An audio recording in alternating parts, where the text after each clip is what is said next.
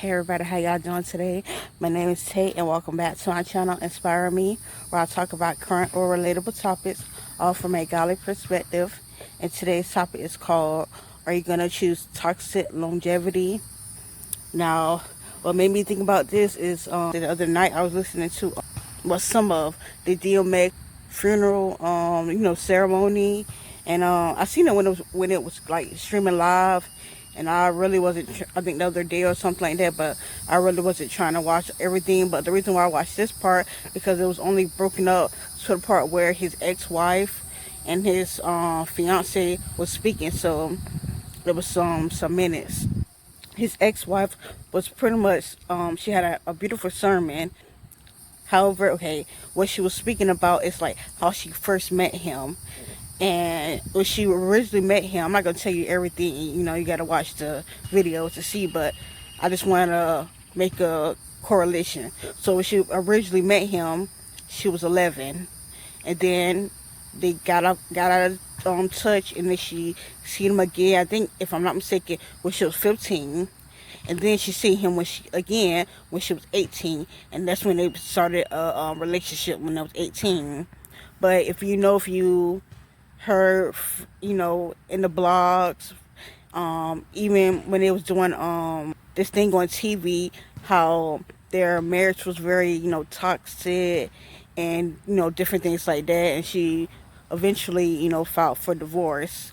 However, I was looking also in the comment section, and a lot of people, it's not even just with them, but a lot of people say, oh wow, that was truly her soulmate. And even when she was doing the speech, of course, you don't say anything negative, should I say.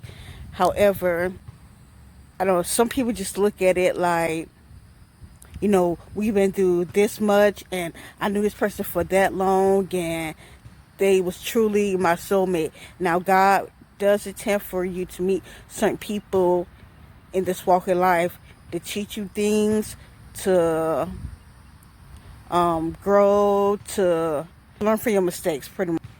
And we all know that God says everything has a season, a time to be born, a time to do this.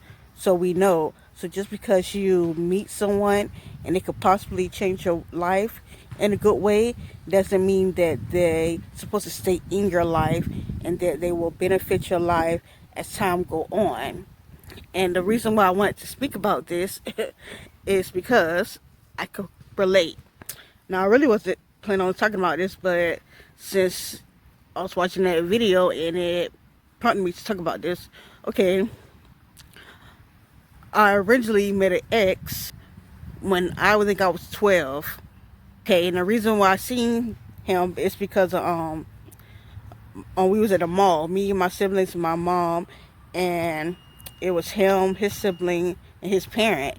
And my mom, went to talk to his parent, and then I remember looking at him, and I was like, wow, he looked kind of cute. And of course, I was only 12, so I wasn't big like that on boys, but I was to the point where I was like, okay, he looked kind of cute, so yeah. So that was the end of that. I didn't know him from school. He didn't stay by me or anything like that. I just seen him that day at the mall. So lo and behold, this had to be at least a week to a month later. It was very fast. I don't know the time frame, but it was quickly. It could have been a few days. So I think I was going to the garbage can where I stayed at, if I'm not mistaken. And because there's two ways you go to the garbage can. So I don't know if I was going to or coming from, but I remember seeing him and a couple of boys playing ball, and I looked again like hard. I'm like, isn't that the boy I just seen at the mall recently, who I thought was cute? And I was shocked because he didn't say about me at the time. If he did, I never noticed, because I didn't never notice if he did. So I was shocked, and from that day forward, I was always trying to find ways to go to the garbage can, because he lived close to like his apartment was in my complex, but he lived closer to like where the garbage can was. So I could find like a piece of paper off the floor. Instead of me waiting till the trash can full up, I'm trying to find my way to go to the garbage can and see if I, mistakenly bump into him. I could tell that he kind of liked me too, whatever like that. But we never like really pursued each other, and we had like a little misunderstanding. You feel me? It was only little, so it wasn't a big deal. And then I don't know if I moved first or if he moved first, and then we lost, connection. And then when I was 15, when I was working at a job, I was going in the aisle to do something, and I remember seeing the face again. Like I looked, automatically knew that was him. And I was like, "Aren't you such and such?" And he was like, "I remember you. I don't never forget a face." And you could tell he kind of was, digging me. And of course, I was still like, okay. But we didn't pursue nothing. And that was the end of that. So he left and I continued to work. So I saw him again when I was in my early 20s. We both was on a bus. And when I saw him, I immediately knew that was him. And I was like, "Wow, aren't you such and such?" And I was like pretty much telling him like how I knew him, naming this and that, this and that. And he was like, "Wow," like, but he could tell that it was me, but by me saying certain things, he kind of like was starting to remember, but he wasn't, all the way there. So by the end of that conversation, we both exchanged numbers. Now, I was wrong because at the time I had a boyfriend. I spoke about this a few months ago, a little bit, not this scenario, but about me having a boyfriend. I think I took that video down for copyrights, but yeah. At this time I had a boyfriend, so I shouldn't even took his number. I was totally wrong for that. Now I didn't, do that, and I'm being intimate or anything like that, but I still was wrong for taking his number. The exact same day I went to his house, and lo and behold, he actually lived not too far from me. I mean, it was walking distance. And I went to his house, we was talking and stuff like that, but it pretty much put me in a bad light. Like, if she could talk, she'll talk to me. If she got a boyfriend, then, how was she, yada, yada. I was young and silly. So lo and behold, pretty much, I'm just saying you reap what you sow. That's all I'm going to say about that. We was talking for like a few months, and then we stopped talking again. So we didn't talk again for like another year and a half to 2 years. And the reason we started talking again is because a family member said, "Don't you know, such and such got a social media?" I was like, "Oh, for real?" So I looked them up, and we started talking again, and that was the beginning of us talking again, should I say. And throughout that relationship, there was some good times, but there was also a lot of toxic times. And we eventually had kids together. So nobody can tell me a few years ago, it was like, "Wow, this was the man. This is truly my soulmate." Like, I originally met this person when I was 12, and we kept getting out of contact. And look at us when we got older, and we had kids together, and this and that. And you can't look at it like that, because like I said, I looked at it like that in the past, and that's farther from the truth.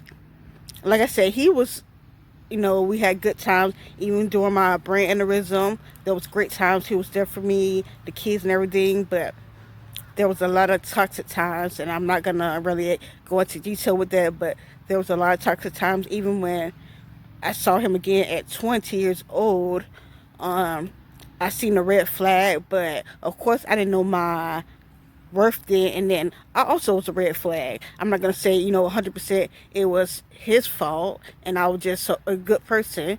No, because I wasn't living for God then, and I was a red flag too, so we both was broken people. We both didn't do the right thing, but like I said, I didn't know my worth then, so I pretty much settled and stayed with him. So the correlation I was trying to make with her, even she met him when she was young, and they kept, getting out of touch, and then finally when they got old enough, they pretty much started talking, and they reconnected. How you doing?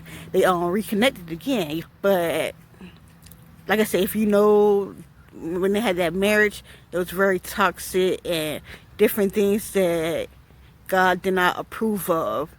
Now, are you going to be the person to say, oh, I've been with this person for so long, or we got kids together? I did a video or two about something close to this, but you know, I didn't really go into detail. But are you the type of person to say, oh, I've been with this person for so long, oh, we got kids together, oh, 20, 30, 40 years or whatever, I got set with this person, oh, this is my soulmate?